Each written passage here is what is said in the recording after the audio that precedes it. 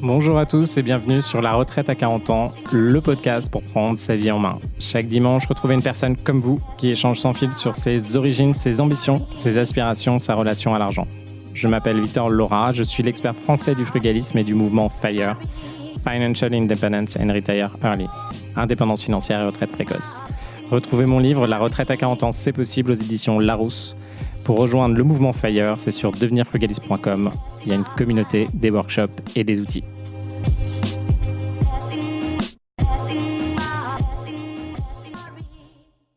Bonjour à tous et bienvenue dans un nouvel épisode de La Retraite à 40 ans. Aujourd'hui, on va faire un petit focus spécial coloc et les petits trucs qui sortent de l'ordinaire qui sont effectués aujourd'hui par les investisseurs dans les colocations.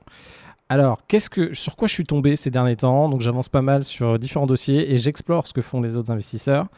On trouve des choses un petit peu plus intenses. Alors, dans un premier temps, moi, ce que je commence à faire de plus en plus, c'est je ne fais plus de salon dans mes colocations quand elles sont dans des zones tendues. Le salon et la colocation un petit peu à l'ancienne. Je sais que ceux qui écoutent ici pensent aux colocations que nous, on a connues quand c'est arrivé. Donc, il y a maintenant presque 20 ans, 17 ans. Eh bien, ces colocations, nous, on y allait pour partager avec des amis. On se prenait un appart tous ensemble. On se disait, tiens, on va vivre nos études. Et en plus, on va avoir un salon, 2 chambres. On va pouvoir discuter, passer du temps ensemble, potentiellement organiser des petites soirées chez nous, etc. Donc, moi, j'ai vécu ça à l'époque. Et d'ailleurs, mon premier appartement, c'était ça avec un ami qui était en école d'ingénieur, puis après un autre ami qui était en école d'ingénieur quand ils ont bougé. Qu'est-ce que ça donne concrètement les colocs aujourd'hui ? Aujourd'hui, il n'y a carrément plus de salon. Donc, le salon, sinon, est incorporé dans le prix de la chambre, ce qui fait que ça fait des chambres très chères. Et sinon, il n'y a plus de salon. Pourquoi ? Parce que quand vous modélisez vos colocations pour savoir si vous allez faire du cash flow et avoir du rendement, le plus important, vous pouvez faire en fait vos calculs. Le plus important, c'est à quel prix vous allez louer une chambre et surtout le nombre de chambres que vous allez avoir.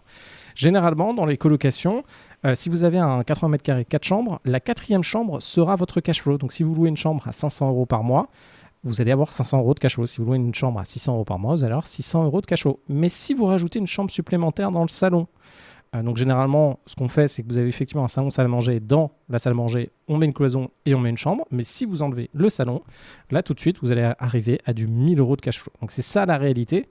Qu'est-ce que font les autres personnes dans certaines colocations quand des investisseurs ont envie de pousser ça ? Premier élément maintenant, quand ils ont des colocations qui ne sont pas forcément les plus prime et les plus de qualité, ils ont du mal dans certaines zones. Donc, en fonction des zones, vous avez des prix, bien sûr, des chambres. Donc, ça ne se loue pas au même prix à Cergy, à Paris, à Créteil, etc. Et dans les zones où les chambres, finalement, à l'unité, ne se louent pas excessivement cher, les personnes se sont dit, on va mettre 2 personnes par chambre. Alors attention, parce que là on tombe dans quelque chose de réglementaire que je dois vérifier. De temps en temps, si vous chargez trop vos colocations, vous avez un risque que ce soit classé en logement insalubre. Donc là, il faut que je vérifie exactement quelles sont les règles dessus sur ces 2 personnes par chambre. Et surtout, si vous faites ça sur une colocation de 5 chambres, vous vous rendez compte du nombre de personnes que vous mettez dans un logement de 80 m², 100 m². Mais en tout cas, des personnes font ça. Donc vous avez 2 personnes par chambre et généralement louent des chambres à 300 €. Vous payez 300 € et vous partagez une chambre à 2.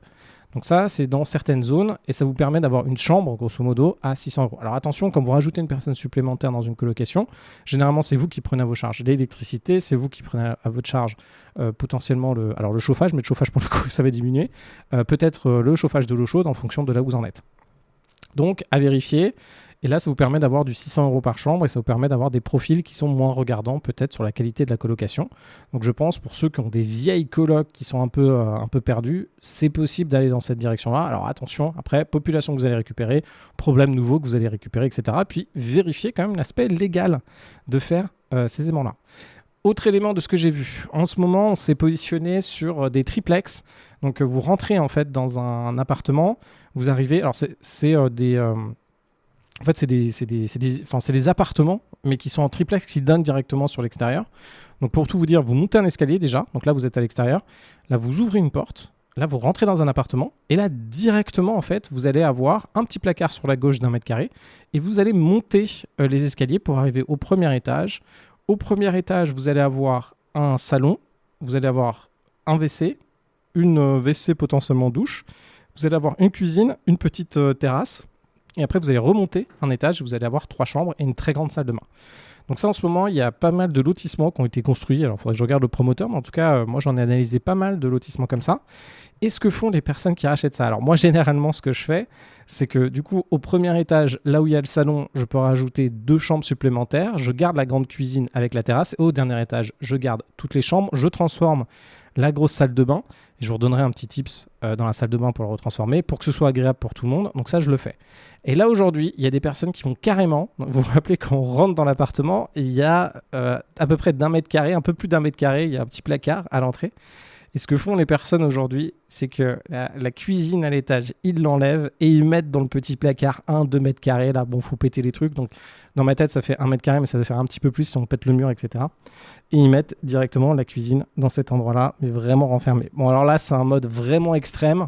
Alors attention, il faut vérifier parce que dans moi, les appartements que je connais, c'est un petit peu compliqué de faire ces changements-là. En tout cas, je n'ai pas vérifié où passaient les évacuations d'eau, où passaient les alimentations d'eau aussi. Donc je pense que ça doit être possible, mais j'ai pas creusé. Donc à mon avis, s'ils le font et que c'est à peu près le même type de logement, ça se trouve ça a été construit en même temps, ils ont bien trouvé que c'était possible de faire ça. Autre élément essentiel cette fois-ci, on a une problématique quand on fait ces colocations et quand on rajoute des chambres. En fait, vous avez envie que vos locataires soient bien. Les locataires déjà, alors moi je repense à mon expérience personnelle quand j'étais à Los Angeles. Donc ça remonte. Donc à un moment, je suis parti faire des études à Los Angeles et tout. Un doctorat en maths, très intéressant, une très grande année de ma vie dont je ne me rappelle plus rien. Bref, j'étais dans une colocation à West Hollywood qui est juste à côté de Beverly Hills, juste en dessous du UCLA. Moi, j'étais à UCLA, la fac, une fac américaine.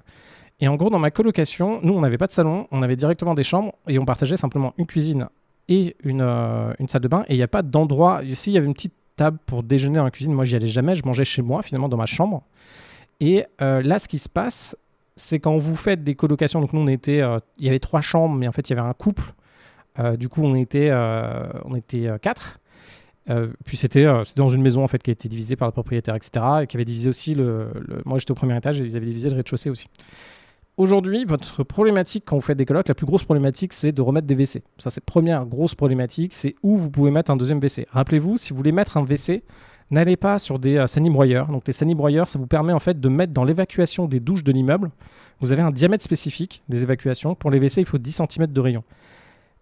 Et du coup, il faut avoir la colonne. Vous voyez la grosse colonne d'évacuation, il faut pouvoir vous connecter à ces colonnes-là. Et nous, notre gros problème, c'est de réussir à mettre des WC. Si on met des WC sur les évacuations des salles de bain, du coup des douches, là on est sur des diamètres plus petits, on met un sanibroyeur pour justement que ça condense les déjections et qu'on puisse les envoyer dans ces canalisations. C'est pas forcément autorisé et légal parce que c'est pas fait pour, donc ça peut boucher les canalisations. Et 2, votre sanibroyeur a quand même une très grande faculté de se bloquer dans le temps et de casser et vous retrouver à avoir un truc qui ne fonctionne pas. Donc, sachant ces éléments-là, comment vous faites donc vous avez ce premier truc pour les WC, donc vous le trouvez pour gérer. Puis après, vous avez le deuxième enjeu qui est de vous dire, ok, dans l'usage, j'ai 5 personnes dans un appartement, vous l'avez peut-être vécu. Alors moi, je viens d'une famille nombreuse, donc nous, on habitait dans un 100 mètres carrés, on était locataire dans le 15e, et on avait 2 salles de bain. C'est-à-dire qu'on était 5, donc il y avait ma mère, mes 3 sœurs, et moi. Et en fait, donc moi, j'étais dans une partie de l'appartement avec ma mère, une de mes sœurs, on partageait la même chambre, et on avait une salle de bain qui était pour nous, donc à 3. Et de l'autre côté, il y avait mes 2 grandes sœurs qui avaient une salle de bain qui était pour elles. Du coup, le matin, finalement, il y avait besoin d'un petit peu d'organisation, mais ça fonctionnait pour se doucher, etc. J'ai toujours une mère qui se levait très tôt, donc elle prenait ça. Alors, moi, en plus, ma chambre était collée, enfin, la chambre avec ma sœur, ma petite sœur, qui est ma grande sœur, était collée à du coup, cette salle de bain. Du coup, très tôt, en fait, on était réveillés à 5h du mat parce qu'elle prenait sa douche à côté.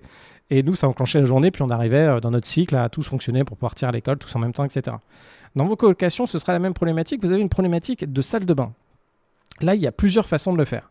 La plupart des choses qu'on fait, vous allez prendre une salle de bain qui est en fait... Donc une salle de bain, dans le nom, il y a bain. Voilà, une salle de douche, vous avez une douche. Une salle de bain, vous avez un bain. Généralement, il y a 2 trucs qui se passent. Soit vous vous rappelez, on a ces WC rajoutés. Donc en fait, moi, ce que je fais assez souvent, quand l'évacuation le permet, je casse la baignoire, je mets un WC et une douche à côté. Si ça ne permet pas de faire ça, je trouve un autre endroit proche des autres WC pour mettre les WC. Et là, dans cette salle de bain, je vais la transformer en fait, mettant directement 2 douches au fond, 2 portes. Et devant, je vais pouvoir mettre le sèche-linge, le lave-linge et le lavabo. Comme ça, en fait, le lavabo, sèche-linge, lave-linge sont partagés et j'ai 2 douches en fond. Donc ça, vous pouvez le faire. Une autre technique que j'utilise, c'est que je vais diviser en 2. Donc je vais faire 2 couloirs. Alors ça, on le retrouve dans pas mal d'appartements et souvent, c'est assez déjà fait aussi dans certains apparts. Je vois que ça a été fait de base, en fait. Vous faites 2 couloirs. Donc en fait, vous allez diviser votre grosse salle de bain qui ressemble à un carré. Vous allez en faire 2 rectangles très longs. Une porte de chaque côté, un truc pour lavabo et puis derrière, une douche. Et comme ça, les 2 rentrent, etc. Et potentiellement, vous pouvez rentrer sur un peu du créatif si vous avez de quoi faire une évacuation de WC. Comme quoi, vous faites un truc propre, mais il faut un peu se contorsionner pour avancer et aller jusqu'aux douches. Rappelez-vous, tous ceux d'entre vous qui font des colocations, alors ça va être potentiellement décrié par pas mal de personnes qui vont vous dire, alors on va vous juger en disant « Ah ouais, non mais comment ça, tu proposes des gens, ils n'ont pas de salon, c'est vraiment marchand de sommeil, etc. etc. » Bon, tout ça, je vous garantis que c'est que des conneries. Les gens n'ont pas encore vu l'évolution qu'est le marché du logement. Quand vous faites des colocations aujourd'hui, vous permettez à 4 personnes, 5 personnes d'habiter, alors que sinon ils ne peuvent pas, ils n'ont pas les moyens d'habiter dans des studios, dans d'autres types d'appartements. Ils n'ont pas les moyens d'habiter dans un endroit où ils ont envie d'habiter. Donc en tout cas, vous participez à l'évolution de cette transition finalement de l'habitat. Les choses sont telles qu'elles sont aujourd'hui. Il y a un besoin de logement type comme cela. Donc il y a 2 types de logements dont il y a besoin. Donc il y a ces colocations, il y a les logements seniors et il y a d'autres types d'usages. Donc par exemple, quand les coworking sont arrivés, il y a un vrai besoin pour les coworking. Là aujourd'hui, qu'est-ce qui marche bien? Il y a aussi les appartements qui sont partagés entre des dentistes. Bref, il y a plusieurs types de logements dont on a besoin aujourd'hui qui n'existent pas. Donc en tout cas, vous partagez ça. Je suis très content parce que là, on en fait beaucoup. On en a encore signé quelques-unes cette semaine. Je vous rappelle, je fais entre 1 et 3 millions d'invests que je signe avec vous chaque semaine.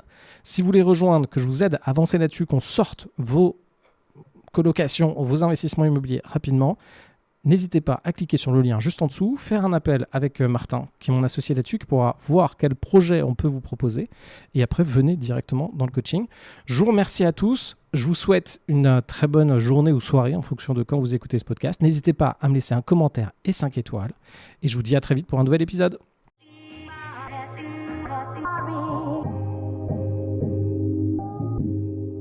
Vous venez d'écouter un épisode de La Retraite à 40 ans.